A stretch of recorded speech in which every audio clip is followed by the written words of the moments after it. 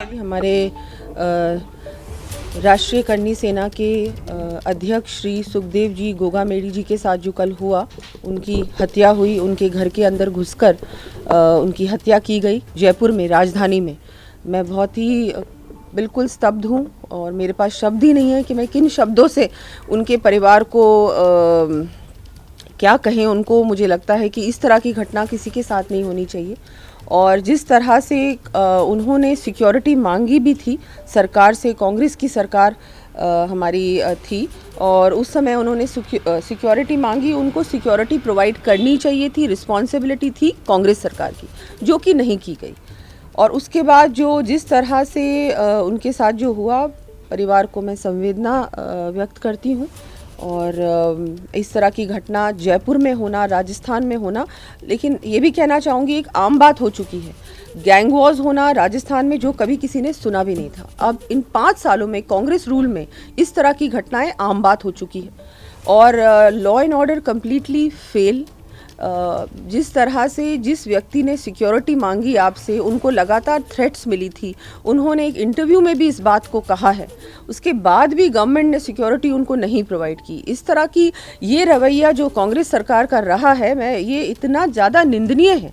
उनको तो मुझे लगता है कि अब ये हो चुका, अब राजस्थान में ये हुआ, कल ये घटना हो गई, इसके बाद वो क्या कहेंगे, किस मुंह से वो लोग ऑपोजिशन में भी रह सकते हैं। कई घटनाएं मैडम बीच में हुई, जिस तरह सोशल मीडिया पर हत्या करने के बाद जिम्मेदारी लेते हैं, नेशनल स्तर पर दूसरे राज्यों की पुलिस कहती है कि खतरा है, फिर काम नहीं होता, और इंटरनेशनली कहते हैं कि हम दूसरे देश में बैठकर और फिर हम संचालन कर रहे हैं।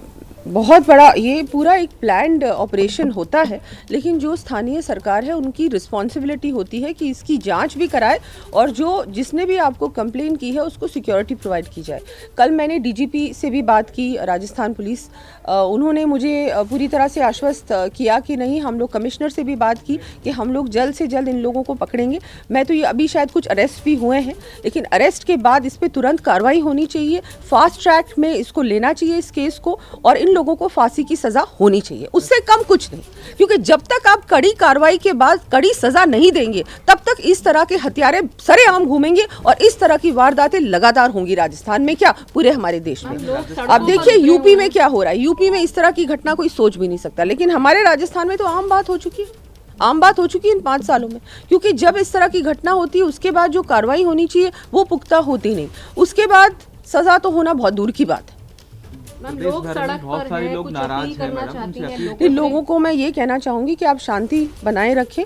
बिल्कुल प्रशासन अपनी कार्रवाई मुझे लगता है कि कर रहा है, और हम लोग फिर सब लोग हैं ही, हम सब मिलकर उन पे दबाव भी डालेंगे कि जल्द से जल्द कार्रवाई हो और उसके बाद फास्ट ट्रैक में इस केस को ले जाया जाए, और फिर तुरंत इन लोगों को जैसे ही जल्द से जल्द विदिन 1 और 2 मंथ्स, मैक्सिमम 3 मंथ्स के अंदर अंदर इसका हो जाना चाहिए जो भी होना है, और फिर इनको कड़ी सजा मिलनी चाहिए। दिन दहाड़े आप घर के अंदर घुसकर किसी की हत्या करते हो, इससे ज्यादा बड़ा आपको सबूत की क्या आवश्यकता है भाई।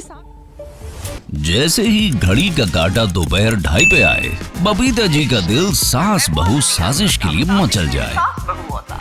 और ये है इनकी बहू, पूरे दिन ऑफिस की टेंशन हो जाए गॉन जब ये करें अपना फेवरेट शो फ्री टाइम पे ऑन। इनकी तरह आप भी देखें अपना फेवरेट शो अपने टाइम पर और डाउनलोड कीजिए एबीपी लाइव ऐप अपने स्मार्ट टीवी पर।